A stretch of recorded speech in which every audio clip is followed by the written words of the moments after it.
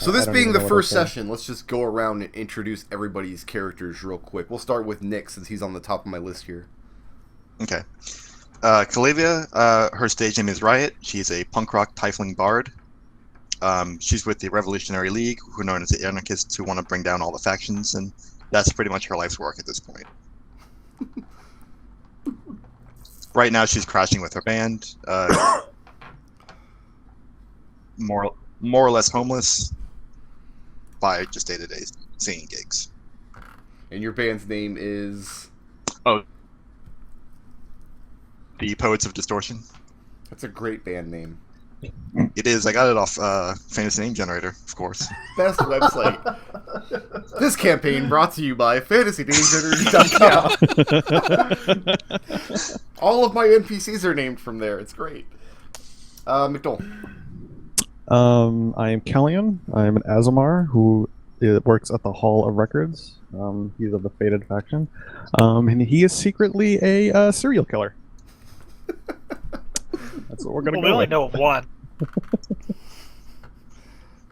And the other McDohl. El Ciclon, a Githzerai monk, who is going to pile drive the hell out of somebody someday, and it's going to be great.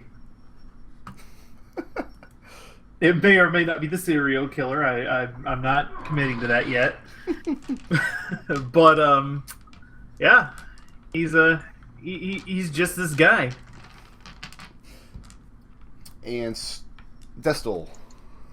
I am playing Serenity. She is a Earth Genasi Barbarian who was born in the Biopia and works with the Ciphers. I am also playing a Genasi Cipher, although a water Genasi Cipher named Mahogany.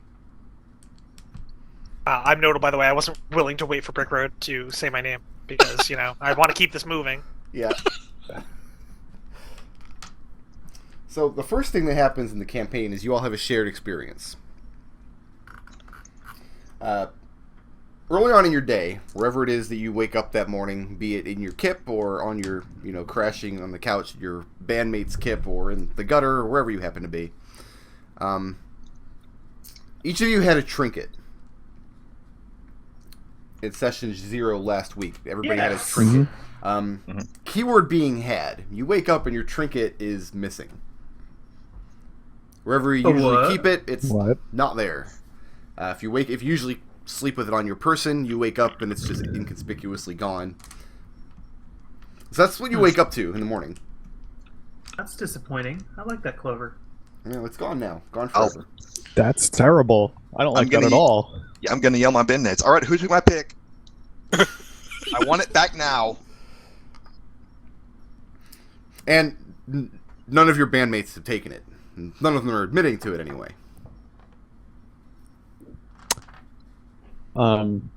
Does the area where I normally keep my trinket look disturbed in any way? It does not.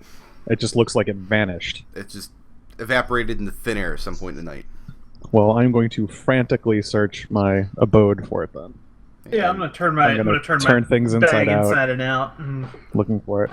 To no avail. You do not find it. That's no good. This is off to a great start.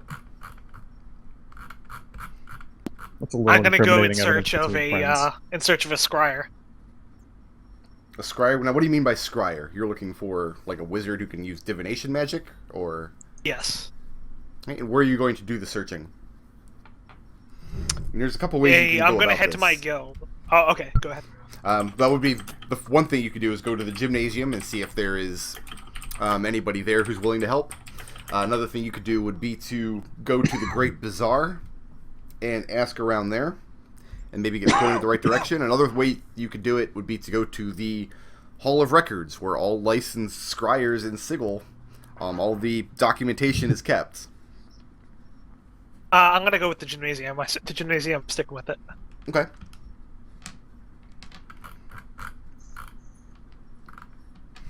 Now, one book I was not able to recover from my collection was the Factals Manifesto, which had the details on all the faction HQs and things. So I'm just going to wing it for now. One of the people you deal with most in the gymnasium is Ronath. Ronath is a Rilmani. The Rilmani are... like, the lower planes have fiends, one of each alignment. The Rilmani is like a true neutral version of that. They are native to the Outlands. They look like very tall, like very kind of horse-faced, boring-looking people. Just very generic features, very muted colors. Ronath, his skin is just somewhere in between flesh-colored and gray. And he has this long nose, and he wears these little spectacles on the end of them. He's very, very reserved as far as emotion goes. Most Rilmani are. And the reason he is valued in the Transcendent Order, this faction that typically favors action over thought or planning, is because planning comes very naturally to him. So he is very useful as a bureaucrat amongst the ciphers. He does a lot of planning. In fact, a lot of the jobs that you get that have to be coordinated with other factions, a lot of the construction and carpentry jobs that you get, Rilmani has already got those set up for you. All you have to do is walk in, he tells you where to be and what to do. So he's adept at doing kind of the boring, mundane stuff that most other ciphers don't want to do. Alright, I'm going to walk up to him. And he's there. He bids you good morning. Good morning, or at least it will be. There's something that has gone missing, and I'm looking for someone who can help me find it. Do you know, like, a wizard, or... What seems to be missing? It's a smallish wooden box, about this big, and I'll kind of hold out my hands, and it's got a key to the Beastlands in it, which I understandably find very valuable. And as you're talking, you see he's plugging notes away on this little chalk tablet that he's holding. And kind of, he gives you very detached nods as you explain what's wrong. And then this awkward silence hangs in the air for a few moments after you've finished. Do you know where I could find someone to look for it?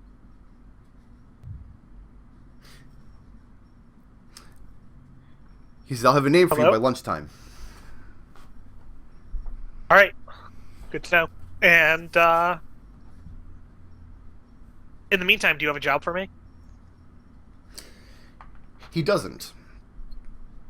Not the typical kind of carpentry jobs you're looking for, unfortunately. What kind of jobs do you have? What is your, outside of carpentry, what are your other areas of interest or expertise? What are the other kinds of things that the ciphers would know you're good at? I'm good at... Let me make sure I pinged this. I'm pretty sure I did. Actually, I didn't fill this out completely yet. I'm good at survival. Okay. Because I spend a lot of time on the Beastlands. And, I've been thinking about becoming a, explorer. I'm going to say then, for almost a certainty, you would be acquainted with Serenity, being that that's exactly her profession, and that you're both in the same faction. So when you tell Rilmani that, he offers to set up a meeting with Serenity, which amongst ciphers that essentially means he'll send Serenity your way when he sees her. Alright, and I'll let him know that I'll be back at lunchtime. And he says, very good. And he claps the chalk tablet closed, and he goes about his business. At this point, Serenity is mostly just searching through her room and trying to see if it looks like anyone had broken in. So we established you had a room in the gymnasium. Is that correct? When I'm here, I mean, it's not like a permanent room. I had a room tonight because I was in I was in Sigil. So it's not your room permanently. Right.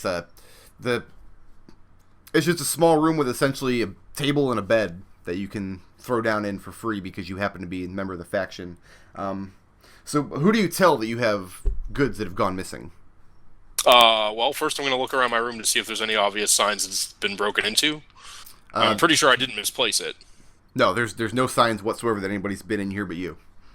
Who do I normally ask for a room? Typically, you don't have to ask.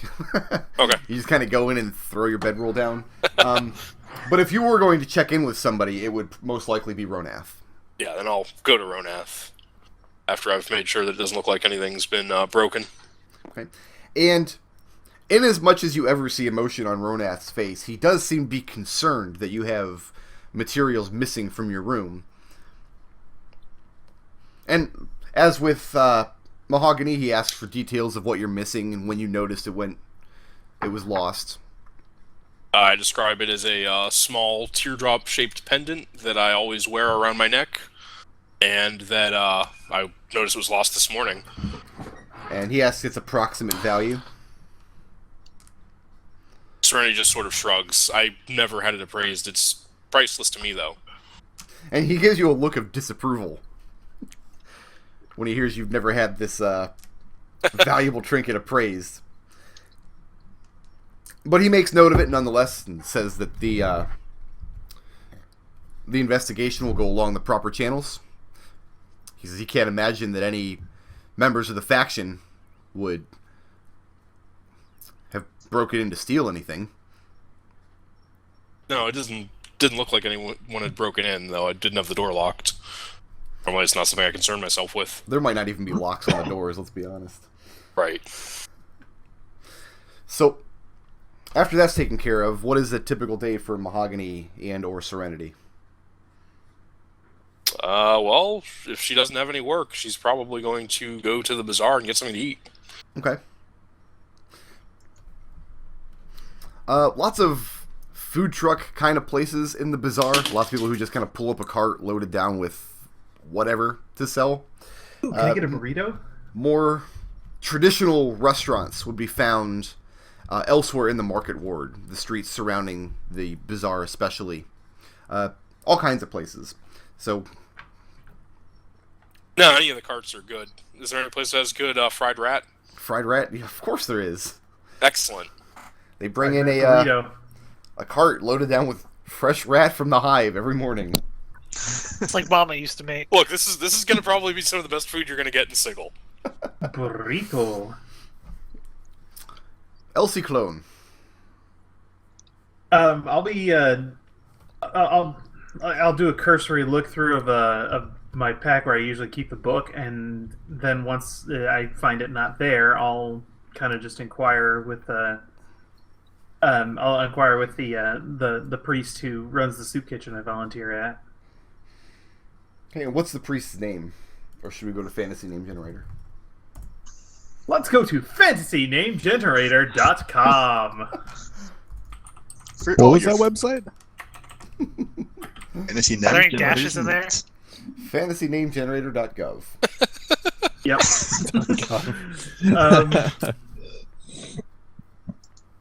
Oh, taxes. Brazilian names. Brazilian names. Yeah. Armando. Armando, okay. Yeah. And what race is Armando? Armando is human. Do you know what faction he belongs to? Probably the same faction. The Godsman. And who is he a priest of?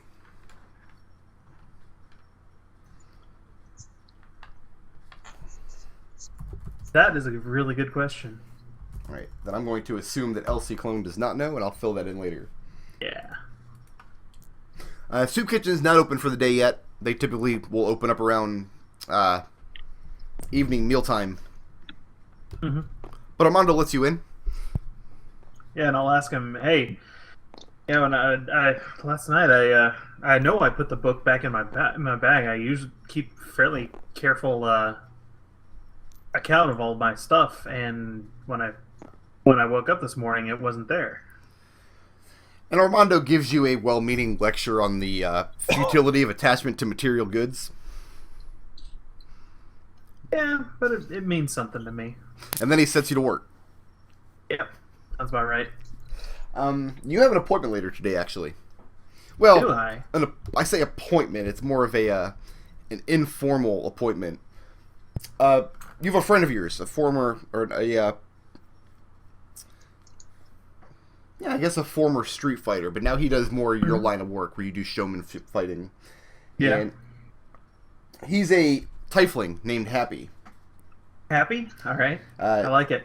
He calls himself that because that's exactly how he acts. He's always known to be very jovial, laid back when he's not in his fighting persona.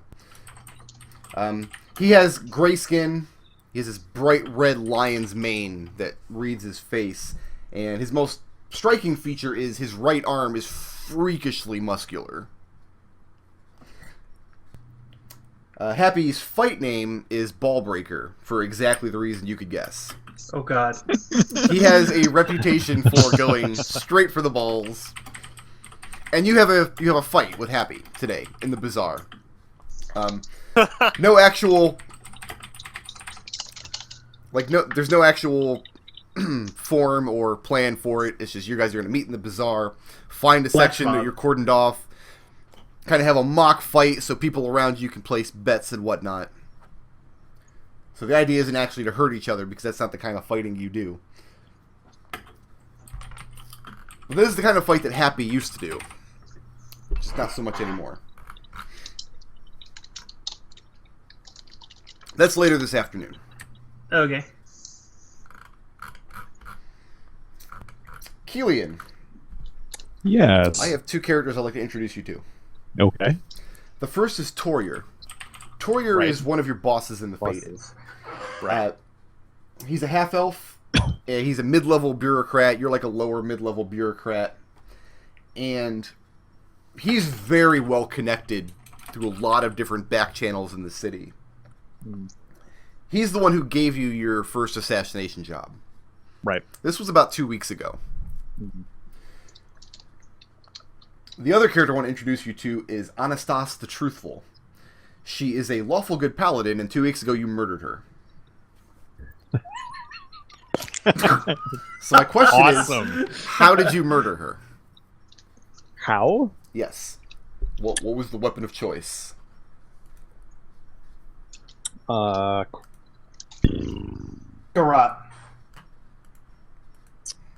Let's, well, if it was his first, it would probably be kind of sloppy, so I'd probably just a short sword to the back. Short sword through the back? Okay. Yeah. Now, she's a member of the Harmonium, and Harmonium patrols... Where did this go down? I'll ask that. The patrols don't happen in the Hive, but anywhere else is pretty much fair game. I'll let you decide, since this was your job. What are the slags? Oh, you said not the Hive. Yeah, no, there would be no Harmonium patrols in the Hive. Unless you can conceive of a way to get her into the Hive. But typically the hardheads are not welcome there.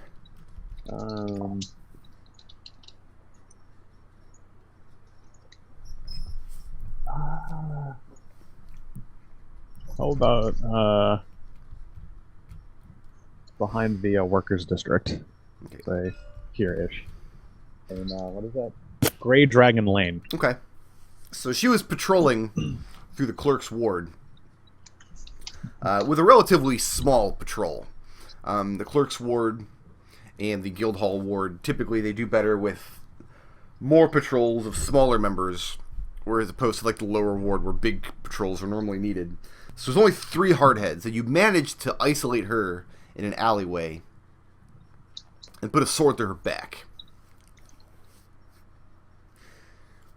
For this task, which Torier did not give you any information other than she's a hardhead who was causing problems on some of his faction-related dealings, is how he put it. So the service was not done just for Torier. He also claims it was done for the Fated as a whole. Gotcha. And for this job, you were paid a sum of 100 gold pieces. Cool. I imagine I didn't tell him that I stole her badge. Okay. Well, you don't have the badge anymore anyway, because that was the trait that you had listed. Exactly. Ever since that day, Torier has been running you ragged at the Hall of Records. He's been keeping you just bogged down with mostly busy work and gopher jobs. We're talking things like nail this notice to a post outside of this particular foundry in the lower ward. So 3 hours journey there to post it up and 3 hours back kind of deal. He's got you collecting back taxes from just little mom and pop places of just no significance nowhere in the middle of Sigil. He's got you spending hours and hours checking and rechecking paperwork that should have already been done. And this morning, you have a task already waiting for you, with his signature and his seal affixed to it. You're tasked with meeting Ronoth the Romani in the Great Gymnasium in order to receive proof of payment of the quasi-annual auxiliary construction permit tax. Quasi-annual? I may need to repeat that. I'm going to write that down. Yeah, proof of payment of quasi-annual auxiliary construction permit tax. Proof of payment for the quasi-annual auxiliary construction permit tax. Come on, there's going to be a tax. This is going to be on the exam. Proof of payment for the quasi-annual auxiliary construction permit tax. Yes. And Torier's not even there today. He's got business elsewhere. This is just a memo that has been left for you when you arrived for work this morning.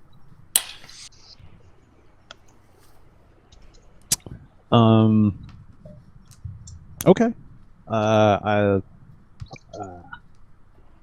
Seeing as I get to the Hall of Records that this is waiting for me, I grab the notice. I head back to my apartment to search a little more for this. Okay.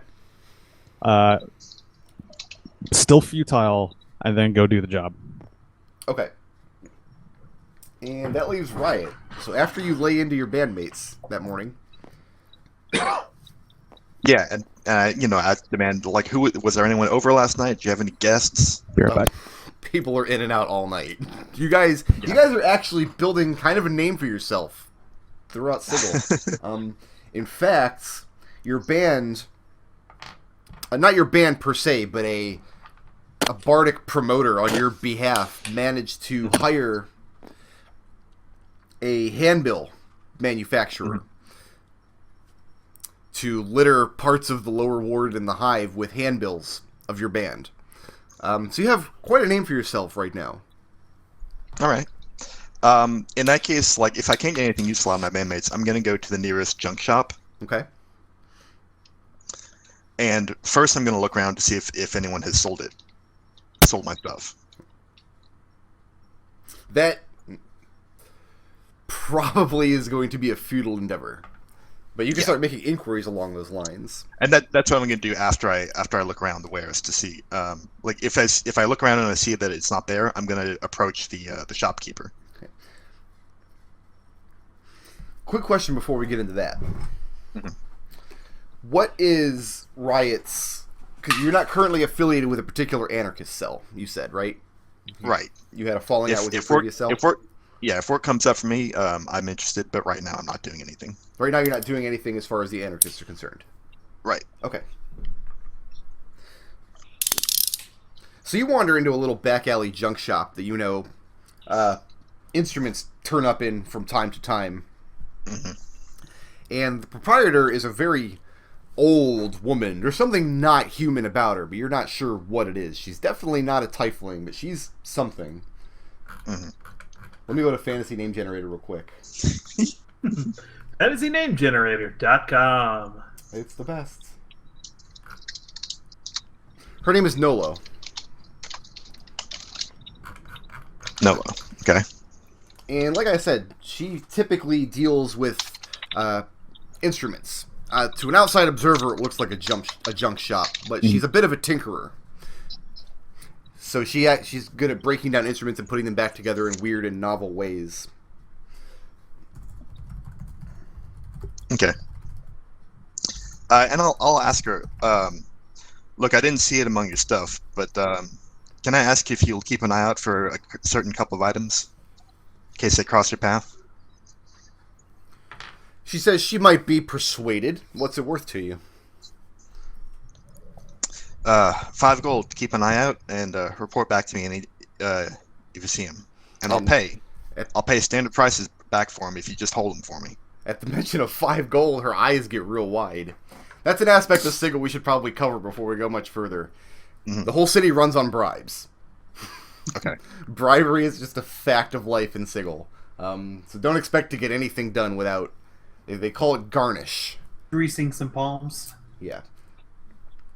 And they'll ask for bribes in different ways. For example, a member of the Fated will claim it's some kind of fee or a tax. A Harmonium Patrol might say it's a fine, but it's a bribe. Everybody knows it's a bribe. But at the sight of 5 gold pieces, I mean, her eyes get real wide. She says, "This item must be of great importance to you." I've been with it for years. It's been in my keeping for years, and I'm not best pleased that it's left my keeping. She knocks over a stack of junk as looks like she's rooting around to find something. And she finds a couple scraps of parchment and an old charcoal pencil. And she sketches out the items that you're asking about. Okay. To the best of your description. And then... Yeah, I'll tell her it's a pick and a couple pages of song. And she begins inquiring about the nature of the song. And I'll strum it for her. I'll play it. I mean, I've got the tune memorized by now. Okay. Would she be able to recognize... I mean, I assume she can read music. She can. Yeah, she's a musician as well. Yeah. She has stacks and stacks of music books. She says if you'd like to peruse them to look for a replacement.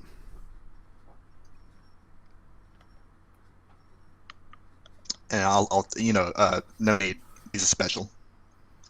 It's not so much a song, I've got the song down pat. And she lectures you on the futility of your connection to material goods. No. She looks at you kind of purely, like suspicious.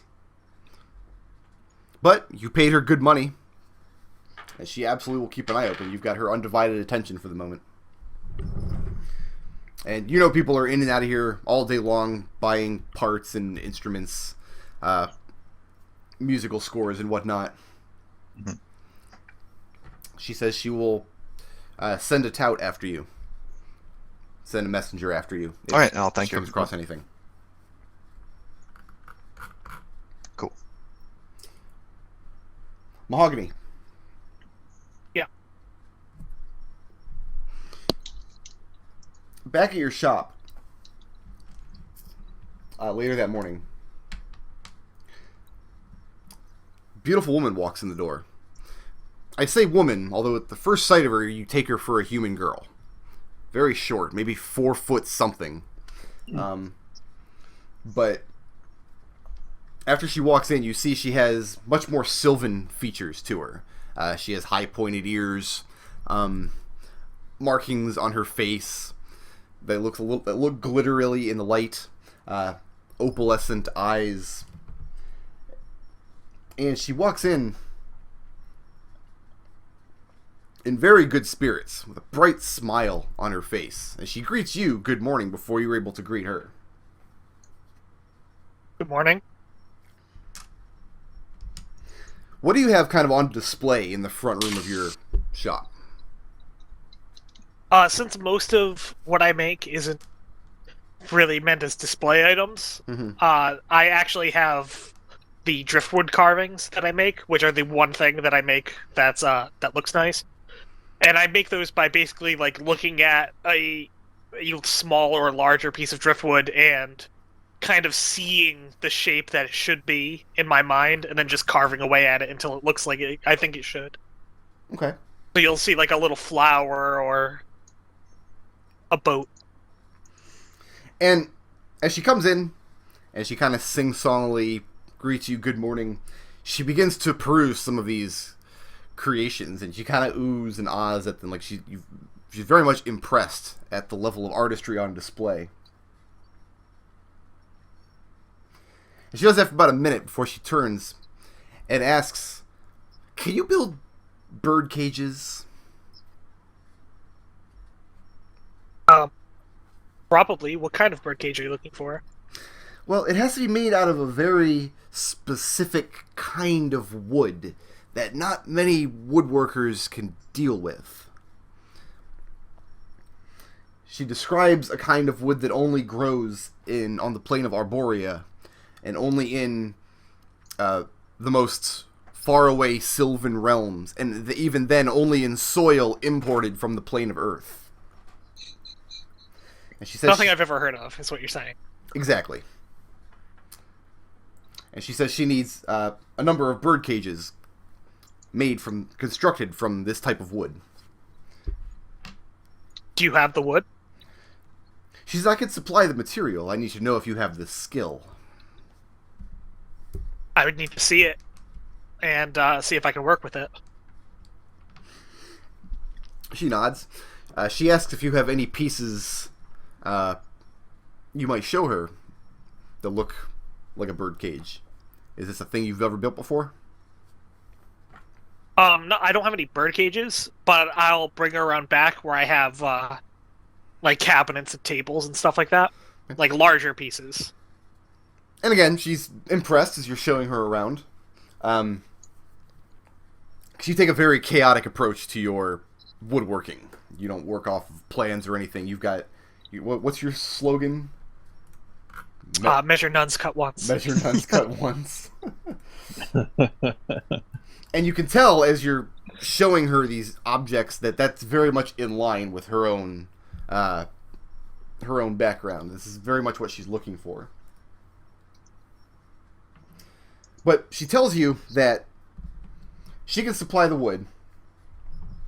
She's willing to offer 15 gold pieces per birdhouse.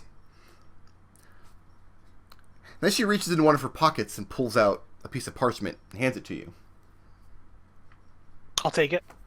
Opening it up, and inside is a very basic looking rune, some kind of arcane letter.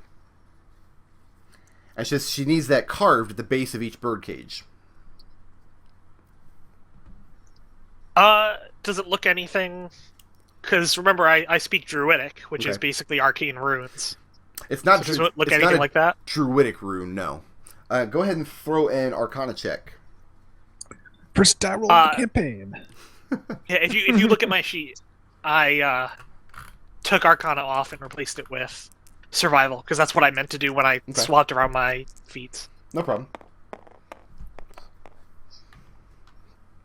10, straight 10. No, you do not. You don't recognize the rune, but it doesn't look like it doesn't look difficult to carve. It doesn't look like it would be. It's not particularly intricate at all.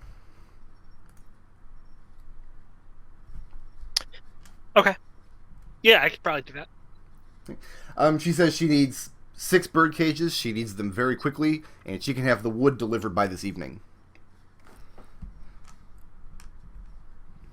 I tell her to, I ask if she could deliver one piece of the wood first, so that I could make sure that I could work with it before she delivered everything else. Ooh. Well, the thing is, do you want the job? Kind of an all or nothing deal. I'm gonna roll insight Okay. to see if I can tell what her game is here. Oh, yeah, that's 8. She's very difficult to read, which to your mind is a little strange. Well, let me ask you this. What is Mahogany's typical take on, like, sylvan creatures, elves and Eladrin, and, like, fey creatures like that? They're people no different than anyone else.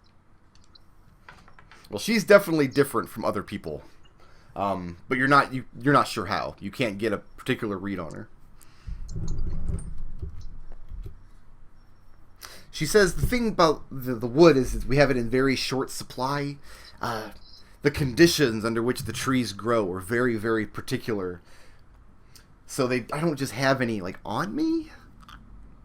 But Alright, I'll take the job. and at that she claps her hands together and she squeals with glee. overjoyed. She pays you 15 gold as a down payment. And so she's commissioned 6 bird cages at 15 gold apiece. She doesn't give you a timetable, but she says the earlier the better. And she'll be able to check back with you every morning after breakfast until they're done. Alright. And at that, she holds out her hand, straight forward, like arm stock straight, elbow totally even, anticipating a handshake. Sure. I'll take her hand, shake it. And you can tell this is probably the first handshake she's ever given in her life. And again, she squeals with glee, claps her hands, says, I just completed a business transaction. They're going to be so proud of me. She reminds me of myself. She gives you her name, Niane. And she says she will be back tomorrow morning to see how work is coming along. Alright.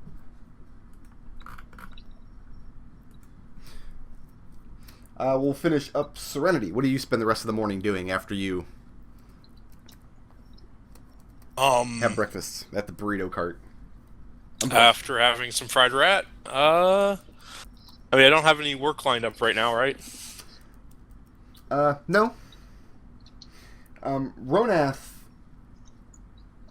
talking to him about it. Typically, whenever you want to take on another, like, what do you give tours on the plains, or you were more caravan guard kind of stuff. Caravan guard kind of stuff. A lot of ciphers are into that kind of work, and maybe the occasional retrieve this bizarre herb from this area. Talking to Ronath after breakfast, he tells you that there have been a lot of Earth Genasi lately signing up in the faction. At your namer, the lowest level of the faction are the namers, just people who sign up. They're called namers. And a lot of them look to be in your exact line of work.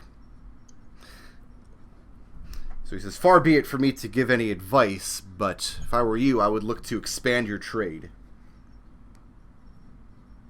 Get work from somewhere else? He says, well, wherever you could find it. He says, also, if I were you, I would look out for hardheads.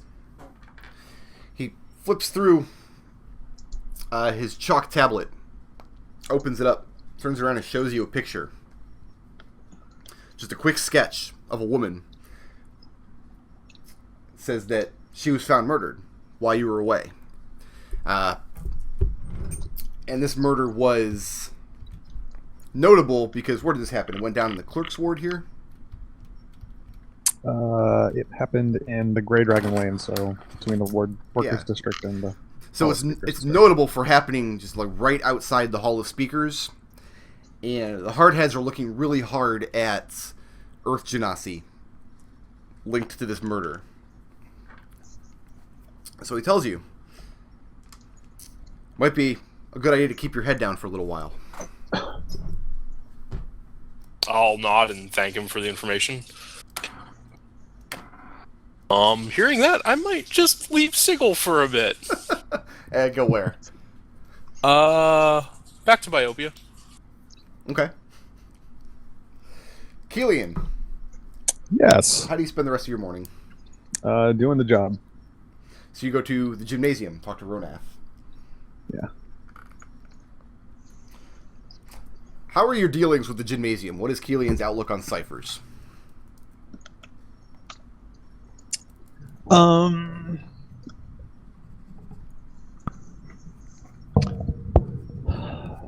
Ciphers are the do first, think later, right? Yeah, Yeah. The lowest level ones are. the bad ciphers are. A little bit of respect for that. There's the impulse. He can appreciate the actions on impulse and how they can be really loud and deafening, and sometimes he acts on them too, so he gets it. It also means that they can be very naive when it comes especially to business dealings and especially to taxes. Ciphers are not known for keeping great financial records. Mm-hmm. So heading into the gymnasium that day,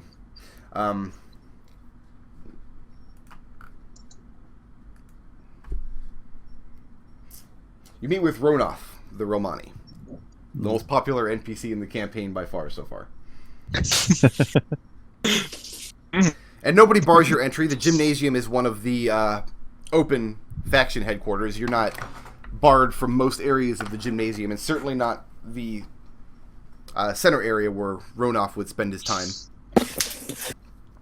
He works as a liaison between the ciphers and other factions.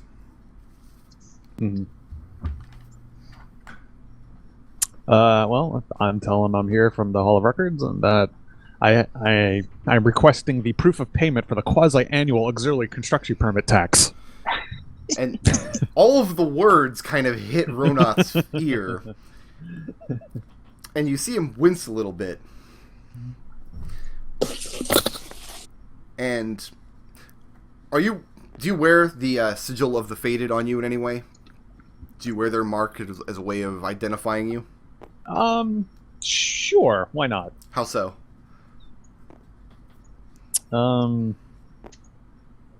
Let's say there's an emblem on his cloak. I don't know how odd that is or weird that is, but No, that's fine. all right. And his response is, the what now? Tax. Your tax.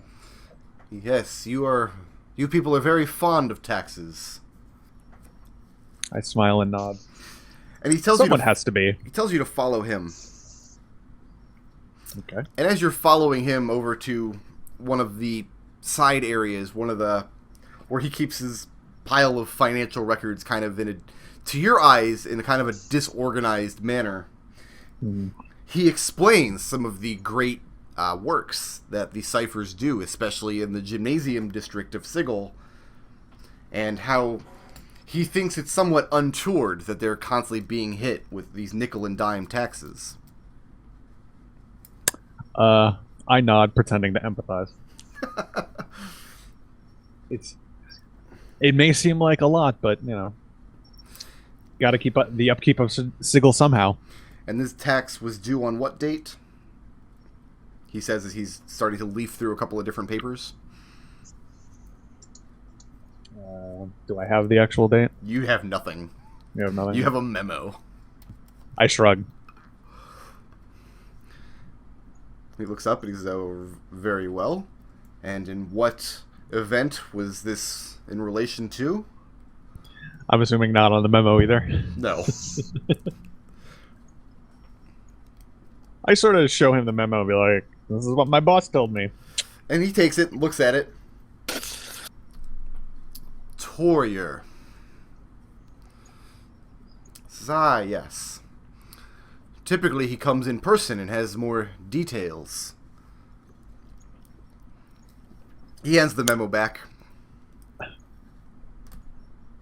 Well, we're all a little busy as of late in the Hall of Records, so Says, I don't know if that's true or not, but that's what I say. You busier than most, I would take it.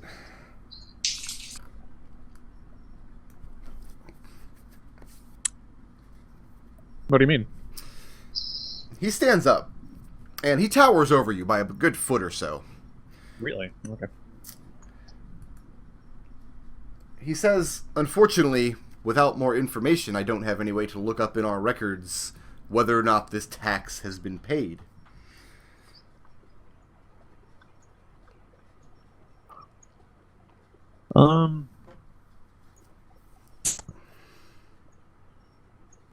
I sort of look at him and I say, do you really suspect that the Hall of Records, of all places, would be one to make such a kind of mistake?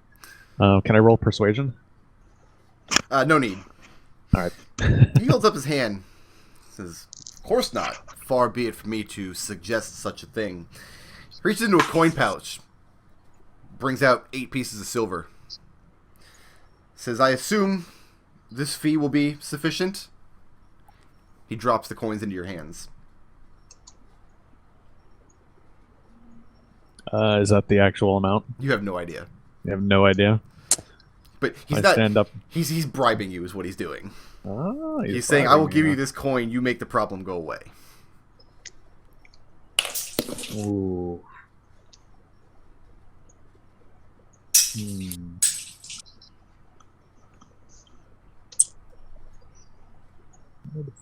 Murder. Should take a bribe. I stand up and I nod and I go, I guess we'll see. As he looks around in the gymnasium, you're standing there, he says, do you know what it is I love about our organization here?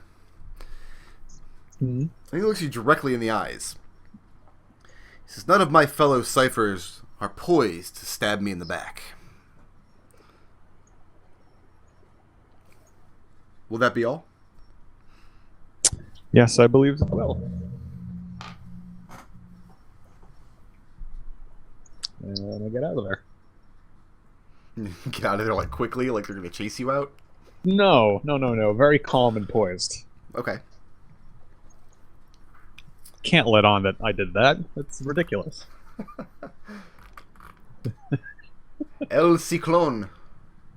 How do you spend the rest of your morning? Help Armando out at the soup kitchen, getting everything ready for the evening, and then once that's done, I head on over to the market district, or Okay. head over to the Great Bazaar So we'll for handle my mandate. we'll handle your mandate with Happy in the afternoon. What is? Yeah. We already did Riot. I think that was everybody's morning, right? Mm-hmm. People have handed me a mandate for a mandate. All right, everybody, go ahead and position yourself for afternoon actions. Move your little guy to wherever you need to be, and we'll start with Riot and go down the list. Okay. Who and where is this promoter you're talking about who made all these flyers? I have to get my book. Hold on. Okay.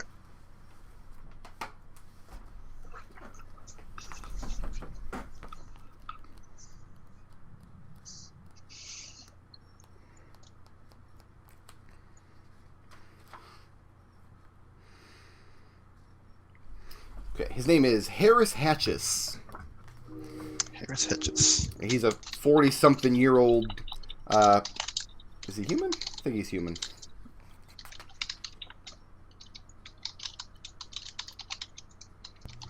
Yeah, he's human.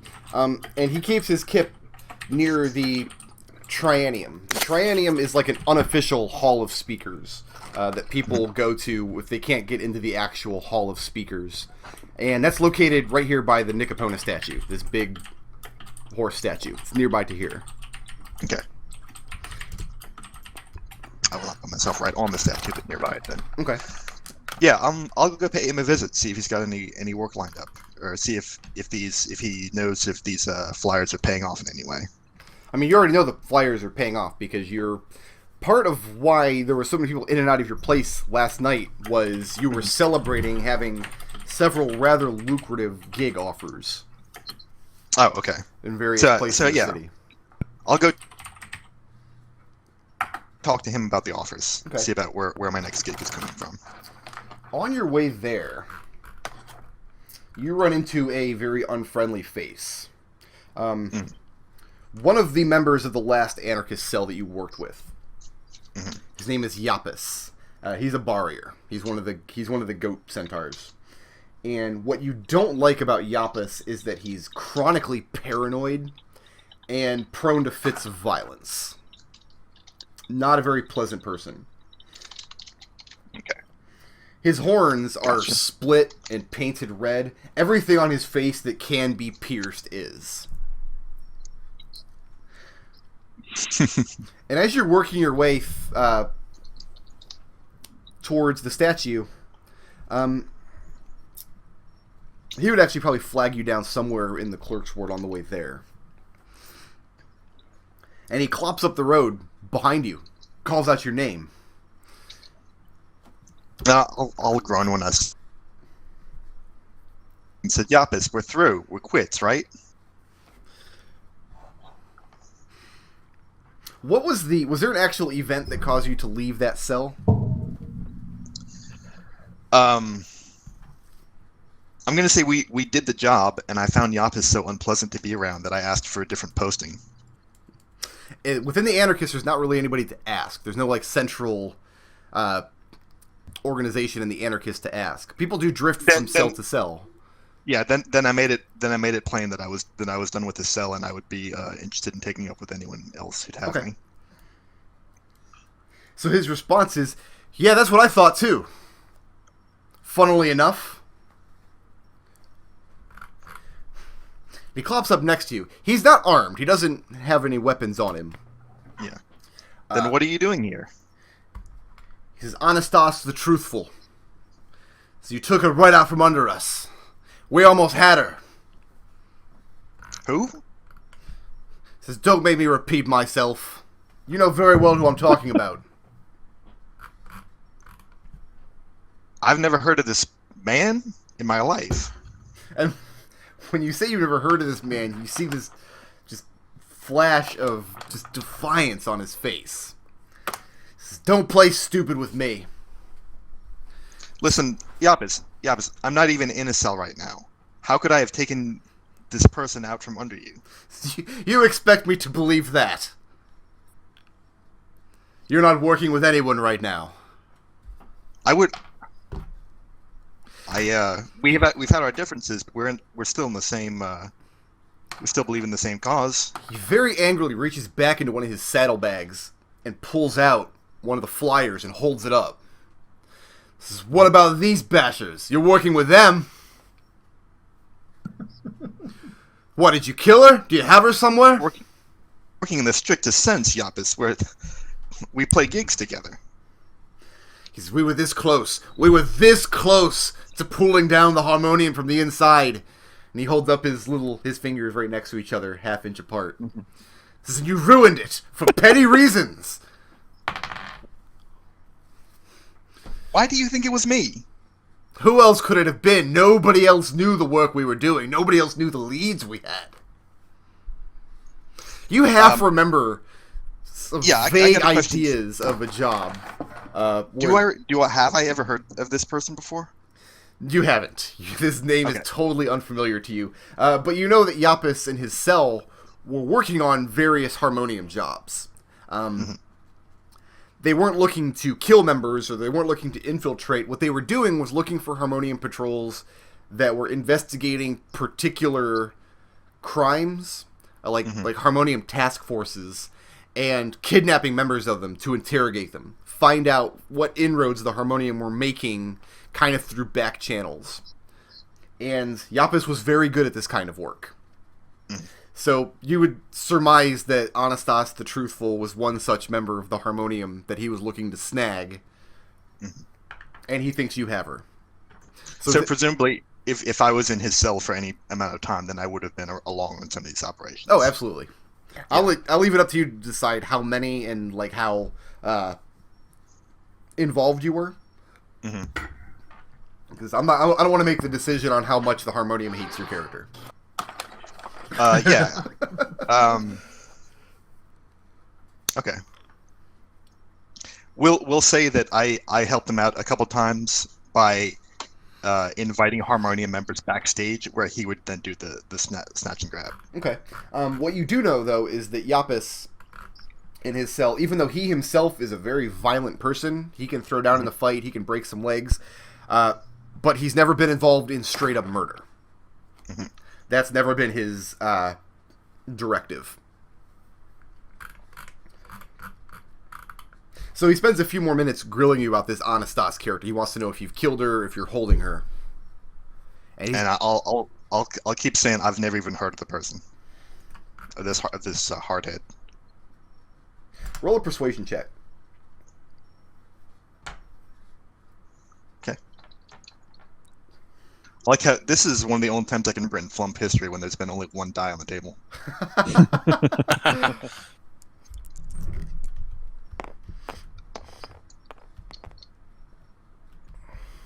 Alright, so that's a 23.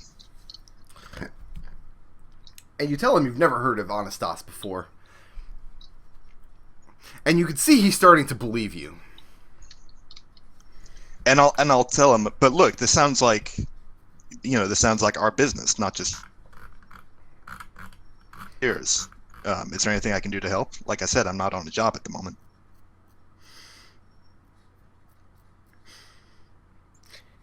I'm not sure how much I should trust you with. Like you say, it's not our business. Maybe I've already said too much. And you see him start to cool down a little bit. And I say, Yapis, our business is our business. I'm gonna work with you, but I'll pitch in where I can. What can you do to find out what happened to her? I can make inquiries. I know different people than you. We run in different circles. He nods. He looks placated for the time being. This is alright, but just to be clear, if nothing comes of this, I'm still holding you responsible. And I make a brush off motion.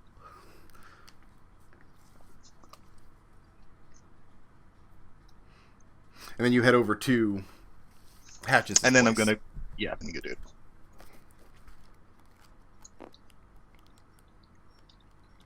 Now, what's interesting about these handbills is that somebody hired Hatches to make them, a promoter on your behalf, but you're not exactly sure who. It was nobody in your band. It just kind of happened.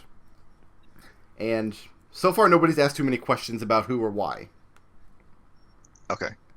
Well, yeah, I'll start by asking. We'll start by talking about where we're playing next and when,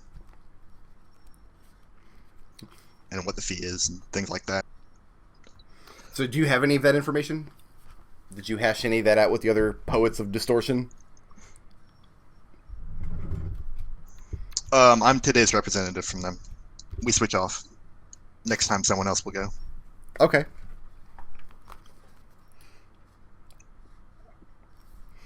Bear with me 1 second.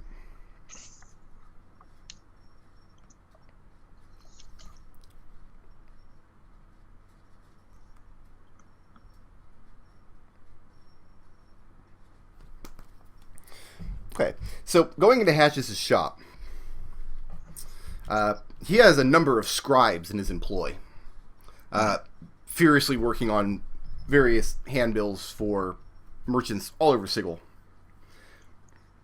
Hatches himself is this short little pot roast of a man, bald, but with a bright smile and a very cheerful disposition, and he recognizes you as soon as you come in.